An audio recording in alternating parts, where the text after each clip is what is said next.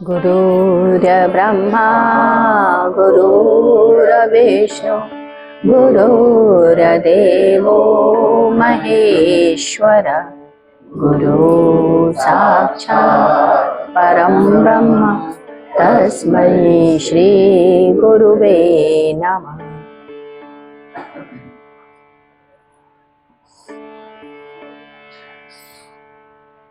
आगे बढ़ाते हुए गुरुदेव ने कहा, साधना में विक्षेप के कारण।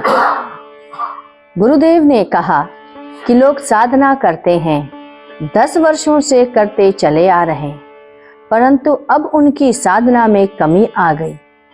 इसके कुछ प्रमुख कारणों पर चर्चा करते हुए बताते हैं। पहला, व्याधि, रोगों से आक्रांत होने पर। दूसरा, स्यात, अनुकूल वातावरण का न मिलना या स्थान नहीं मिलना, समय नहीं मिला। तीसरा, संशय, संशय मन में बना है कि साधना तो कर रहे, पता नहीं कुछ मिलेगा भी या नहीं। आलस्य, मन में आलस्य का आ जाना, अभी तो समय है, थोड़ी देर बाद करेंगे, आरती के समय ही चल लेंगे। पांचवा, प्रमाद, साधना में प्रीति नहीं रहती। छठा, अविरति, मिथ्या ज्ञान हो जाना, जैसे देवी देवता सब कल्पना है, भ्रमयुक्त ज्ञान का बढ़ जाना। सातवां, साधना में विकसित न होने से। इतने वर्षों से साधना कर रहे हैं, अभी तक कुछ भी प्राप्त नहीं हुआ है। जैसे पालधी मोशाय को 13 वर्षों तक साधना करते रहे, उनके मन में यह आने लगा कि इतने वर्षों तक साधना किए, मुझे कुछ भी तो प्राप्त नहीं हुआ,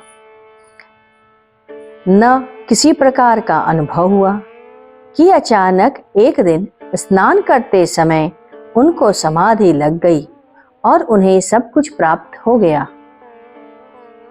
आठवां, भोगेच्छा, बुद्धि और मन जब संग्रह में लग जाए, जब संग्रह की इच्छा बढ़ जाती है तो साधना छूट जाती है। नौवां, जब तुमको गिरने की इच्छा हो गई तो साधना छूट गई। यह पातंजलि कहते हैं, आपका संकल्प यदि गिर गया, कल जहां 2 घंटे साधना करते थे, आज 10 मिनट ही नहीं करना चाह रहे। गुरुदेव कहते हैं कि जब आपका बेटा गुम हो जाता है, पता नहीं चलता, आप उसके लिए परेशान रहते हैं, आप सब कुछ देने को तैयार रहते हैं। यही भान, ऐसी ही उत्सुकता, ऐसी ही छटपटाहट भगवान में रखना चाहिए। आप आगे नहीं बढ़ पाते हैं, इसका कारण आप स्वयं हैं। प्रसंग को बदलते हुए गुरुदेव ने कहा, गीत गोविंद में जयदेव ने राधा के श्रृंगार का वर्णन किया है। एक स्थान पर उन्होंने लिखा है कि राधा का कंगन कैसा होना चाहिए। इस पर कई तरीके से लिखा गया, परंतु उन्हें संतोष नहीं हुआ। रात हो गई, पत्नी ने कहा, इतनी रात हो गई, सोएंगे नहीं? यह कहकर उन्होंने बत्ती नीचे खींच दी। उनकी चूड़ियां बज गईं। उन्होंने सोचा चूड़ियों की आवाज अच्छी रहेगी, बस फिर क्या था, उस पर लिखना प्रारंभ कर दिया। फिर अचानक सोचने लगे, राधा को क्या चूड़ियां पसंद आई होंगी या नहीं? क्या उस समय चूड़ियों का प्रचलन भी था? यही सोचते सोचते उन्हें नींद आ गई। स्वप्न में देखा, एक लावण्यमयी स्त्री, अति सुंदर, दैदीप्यमान, साक्षात राधा ही तो थी। हाथ देखा, रंग बिरंगी चूड़ियों से भरी थी। बस उठने के बाद चूड़ियों पर उन्होंने लिख दिया, कहा, हे कृष्ण, तुम कितने अच्छे हो, तुमने राधा के माध्यम से यह दिखला दिया। ऐसे ही वे अपनी आंखों में काजल लगाते, शीशे में देखते राधा कैसी होंगी, आंखों में काजल लगाकर वह कैसी लगती होंगी। अपने पर श्रृंगार करके वह लिखा करते थे। एक बार श्रीनिवास जी के साथ एक घटना घटी। माँ राधा का दर्शन नहीं हो पाता था। वह दुखी थे। कातर हृदय से राधा की मूर्ति के सामने प्रार्थना करते रहते, हे राधे, मैं तो जानता हूं कि तुम यही मान भान करा दो कि तुम हो। यह विवाद है, लोग कहते हैं पता नहीं तुम हो या नहीं। माँ, मैं स्वप्न में नहीं देखना चाहता, शरीर में देखना चाहता हूँ। महीनों हो गए, साल बीत गए, भोग लगाते प्रार्थना करते, ऐसे ही समय बीत रहा था। लोगों से सुना था कि राधा रात के समय यमुना किनारे पर प्रकट होती हैं। वह नदी के किनारे आकर रहने लगे। नदी के किनारे बैठकर कल्पना करते रहते, राधा अभी तक दिखाई नहीं दी।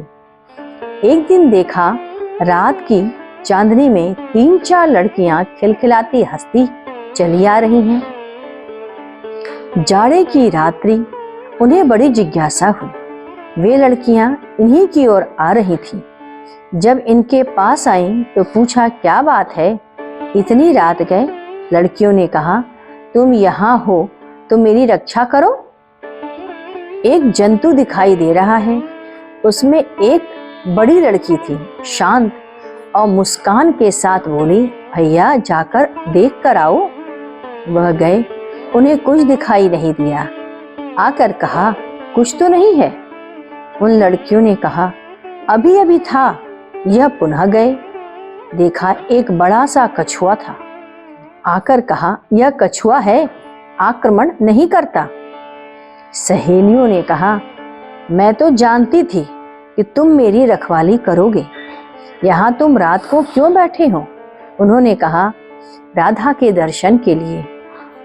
उन सब ने कहा, यहाँ बैठे बैठे राधा तुमको मिल चुकी, जाओ स्नान करो, भजन पूजन करो।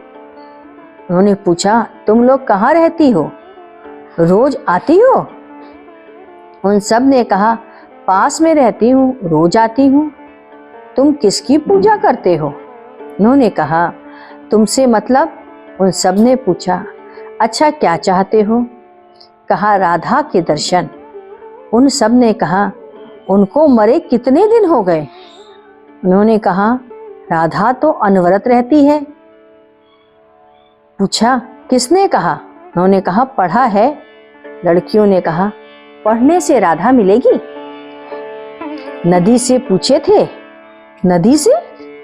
उन्होंने कहा, तुम लोग इतनी ज्ञान की बातें कैसे करने लग गई हो? लड़कियों ने कहा, अच्छा जाओ, तुम्हें राधा नहीं मिलेगी।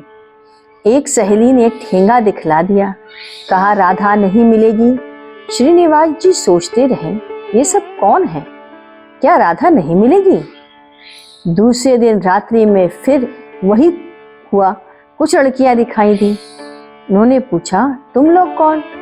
वही बातचीत, राधा के दर्शन के लिए बैठे हैं। उन सब ने कहा, कल जो लड़कियां आई थीं, उसी में एक बड़ी लड़की राधा थी।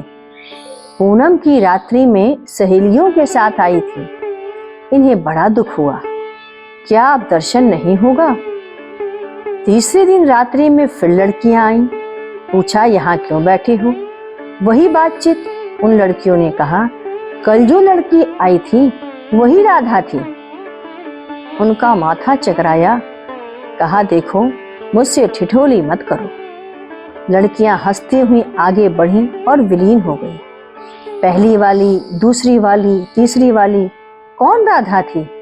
बड़े ही विक्षिप्त हुए और मंदिर में आकर बहुत रोए।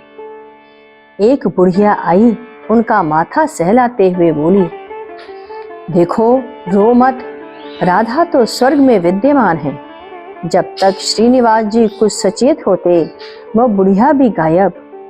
अब वो सोच लिए कि अब जो भी औरत आएगी वह राधा ही होगी। संयोग से उनकी माँ उनको खोजते खोजते रात्रि में मंदिर में आ गई। अब क्या था, श्रीनिवास जी माँ का पैर पकड़कर रोने लगे। माँ, तुमने मुझे बहुत छकाया माँ। माँ ने कहा, घर चल बेटा, रो मत, आंखें खोल कर देख, माँ है। श्रीनिवास जी ने पूछा, तुम यहाँ कैसे आई माँ? माँ ने कहा, एक लड़की ने मेरा हाथ पकड़कर यहाँ पहुंचा दिया। कहा, वहां एक लड़का बैठा रो रहा है। अब श्रीनिवास जी ने कहा, माँ, वही राधा थी, राधा ने ही तुम्हें यहाँ पहुंचाया है माँ। आइए कुछ देर कीर्तन करें।